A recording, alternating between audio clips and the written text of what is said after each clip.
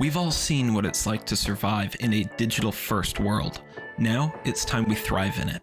I created this show to bring you expert insights to help you and your business grow in this new era. Welcome to the Evoke Media Show. Hello and welcome to the very first episode of the Evoke Media Show, a series I'm creating to help bring you insights from experts in business, marketing, content strategy, and all of the things you need to thrive in the digital age. My guest on the show today, the very first guest, is an entrepreneur who is absolutely on the road to some incredible things. He started off with one $1,600 car and reinvested in himself and built it into a 15-car dealerships grossing $50 million in annual sales. He was the COO of a renewable energy company. He served on the board for a humanitarian water company. He built training programs like You Have a Book in You, Master Askers, and Wishes to Riches, as well as Formula EQ. He is the co-author of How to Be Up in Down Times. Now he builds two things, people and businesses, with his companies Formula EQ and Operations X. Preston Weekes, welcome to the show. To jump right into things, what is something, you've got a lot of moving pieces, you have a lot of experience in different arenas. What is the number one challenge, obstacle, roadblock you see in business that people just butt up against unnecessarily? Well, I think, one of the biggest challenges that people butt up against all the time is themselves. There's always new challenges in business. Business is an evolving beast. So I've been a serial entrepreneur my whole life, trying to figure it out, trying to grow companies, doing it in all different types of sectors and things like that. But yeah, I think people bump into themselves when they have the challenges, because the challenges are always going to change. The challenges are always different, and they're always, some are harder than others, some are easier than others. But I think the base layer is that strength of the entrepreneur to get back up and to do it again and to not give up and to keep trying. I think that's the biggest challenge for entrepreneurs, is to keep going and to find that inside themselves, that power to do it inside themselves. Absolutely, which makes a lot of sense why the two things you build, right? You can build a business, but I found that when a business grows faster than the people manning it, or that are kind of helming that growth, then it doesn't sustain. The people need to grow with it. Their identities need to match. Their mindset needs to grow and mature. So how do you do that? Yeah. Well, it's dependent on each business. I had a meeting this morning actually with a company like that where they had built a sales training program. They have, a small, internal sales team that they lead people into to teach their program, to teach their education. And they're trying to expand, and they're trying to grow, and they're trying to get to that next step and bring on a sales team. But they haven't put those pieces together to support the sales team. So it's kind of that, like, they're stumbling and they're fumbling and they're moving through it, but they don't have everything in line. And there's different phases that we go through as businesses or business owners, and there's all these transitions that we have to go through those points, and they're kind of adaptions of that next step. It's going from one person, one idea, and working on something to get someone else involved in it, or to get an employee involved in it, or to get a business partner involved in it, and then to have, to get to the next step of multiple employees, where you have different things happening in the company, different functions, different people in charge of different things. It gets things more complicated. But through each of those steps, we have some things that we've got to set up, we have to plan for, we have to be looking ahead, and we have to set up those processes in the meantime so that we can actually get to the goal, make sure that the goal makes sense and, gets everyone on the ship across, to where you're going, and have all those things aligned. Because sometimes you get going down that pathway and you don't set it right. You build a sales team and your commission structure is too aggressive, and it kills the company, and the company can't grow, and you're not making profit, and you're doing too much to push. Or if you don't have a good, setup to build a sales force or sales team, or not a good enough commission structure, then everyone quits, or no one wants to sell it, and it doesn't build and doesn't grow that way. And so there's all these little difficult, like technical nuances that we hit in those parts that need to be looked at and kind of analyzed as we evolve. Yeah. What's a common misconception or false belief around like outsourcing and building a team?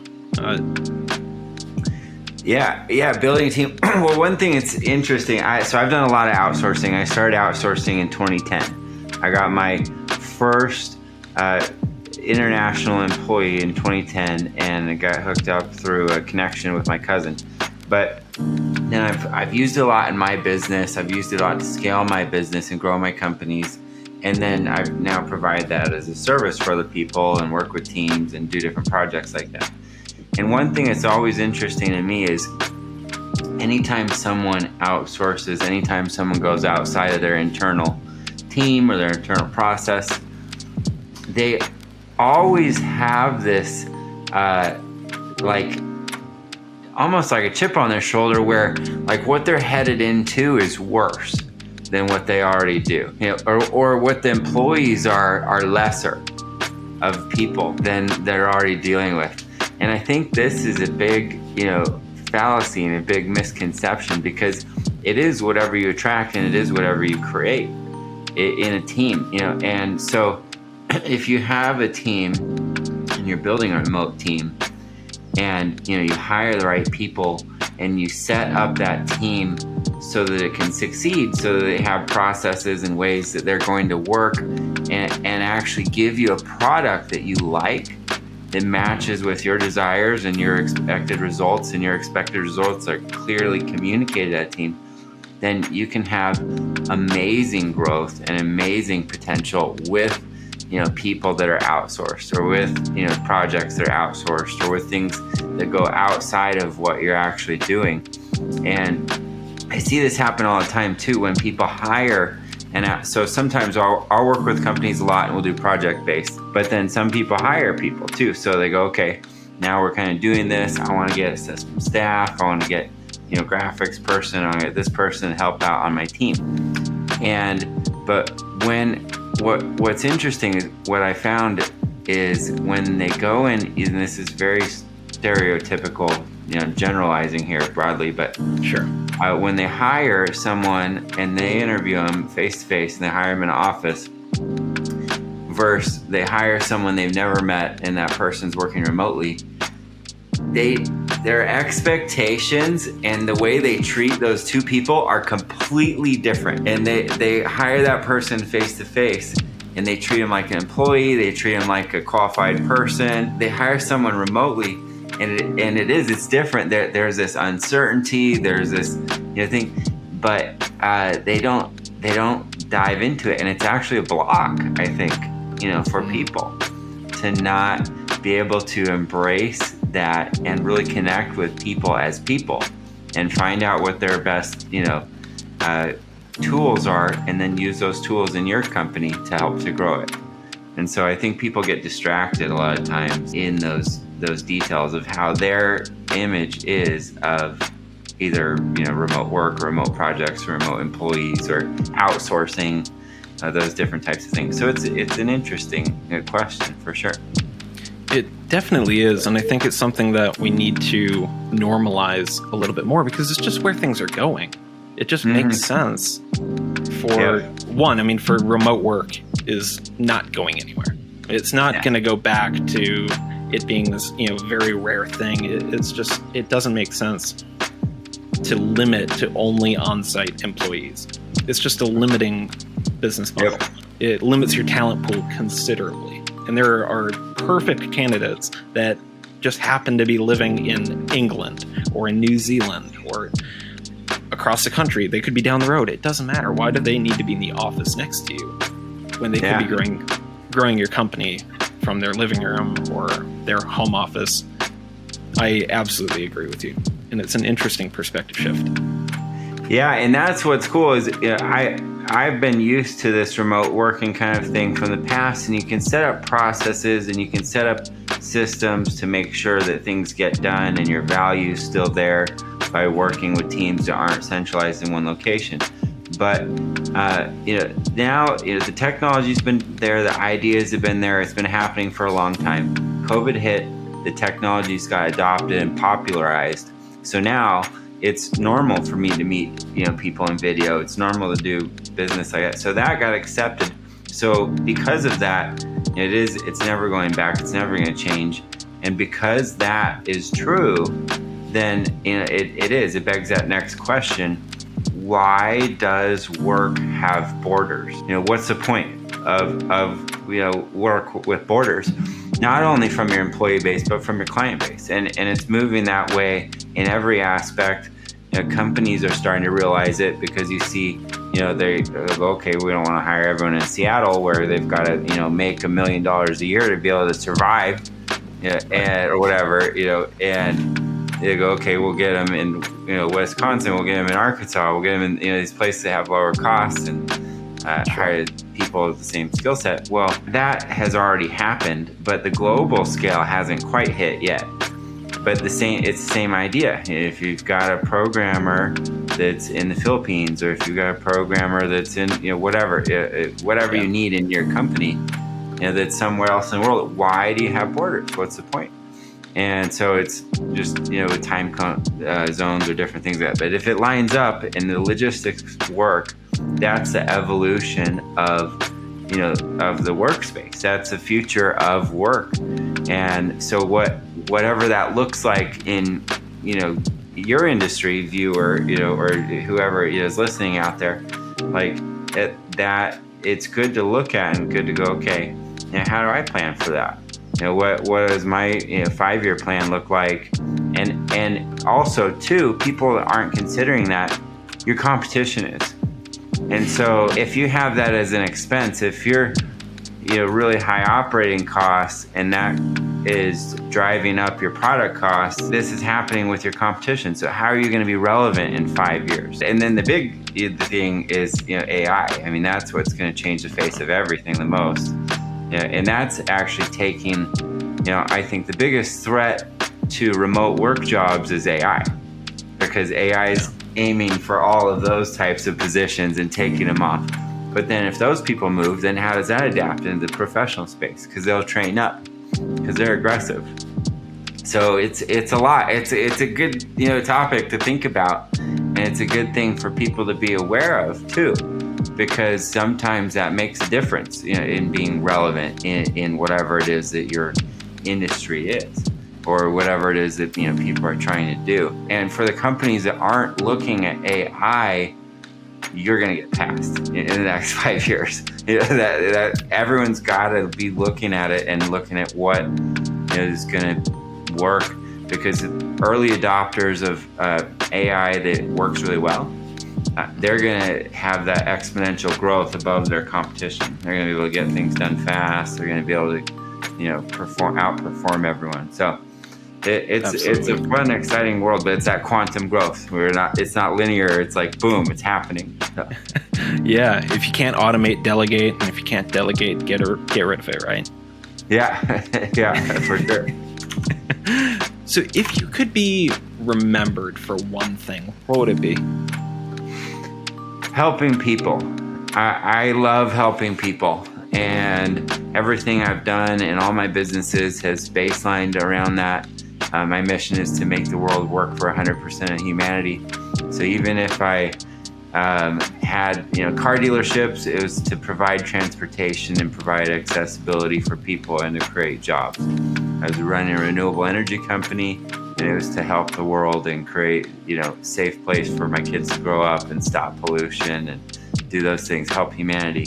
I've been on a water company. I've been involved in hundreds of other companies, and my company Formula EQ is building that power of people, that emotional base of people, so they can feel strong, so that they can, like I was kind of saying in the beginning, there's a study that says 89.1% of entrepreneurs and business owners succeed because of emotional intelligence. And it's that foundational piece that gets people to get up and to keep going and to keep doing it with a smile, and to believe in yourself, and to believe that I can do this. I'm smart enough to do this. I can overcome this. I can figure it out. I can do that. But that's my mission. That's what I want to be known for, is helping people, uplifting people, making people's lives better. Because then if it's, it's not me, it's something that's beyond me, and I can make a difference in the world. I love that.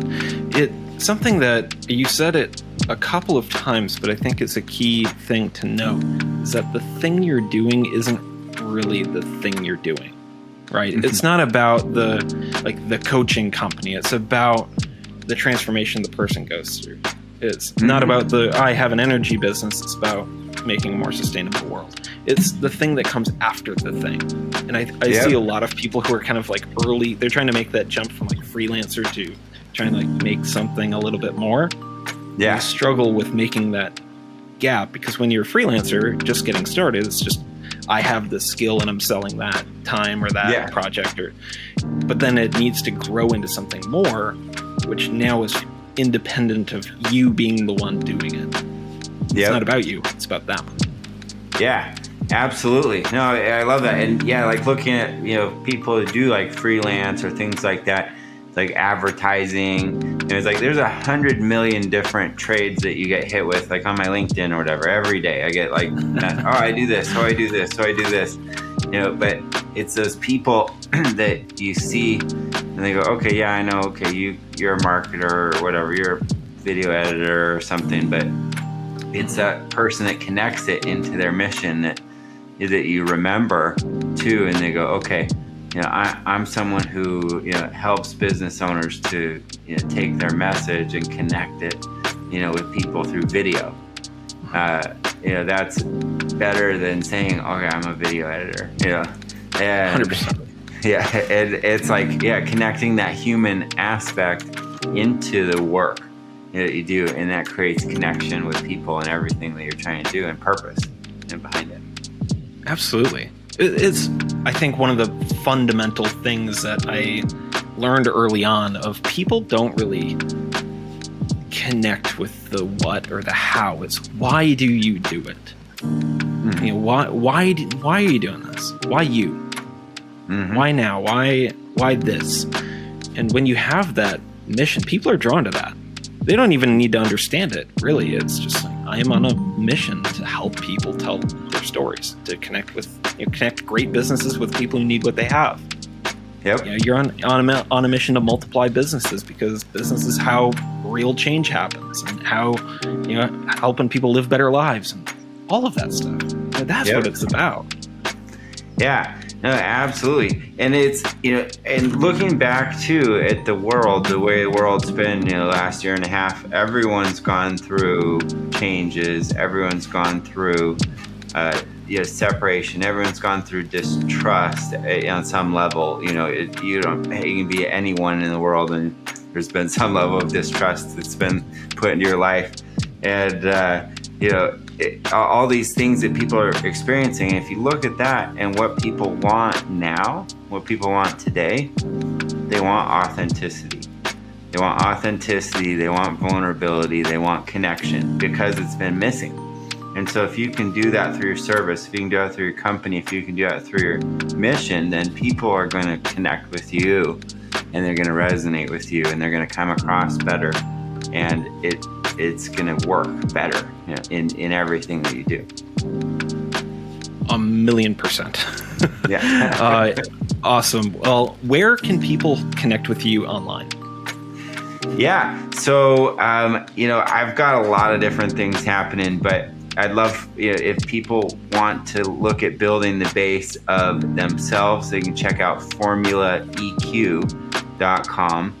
And I've got a website, actually, Prestons Links. It's got all of my websites and my promotions and things, prestonslinks.com. But yeah, Formula EQ is my company, and Operations X is my other company. But I'm building people and building businesses, trying to make a difference in the world, and trying to build that foundation of people so that they can go on to make a difference in humanity and really build this thing forward. And you can text me if anyone wants to reach me directly. Text Preston to 21,000, and you can reach me there, and I'll try and help you build your life. Awesome. Thank you so much for coming on the show.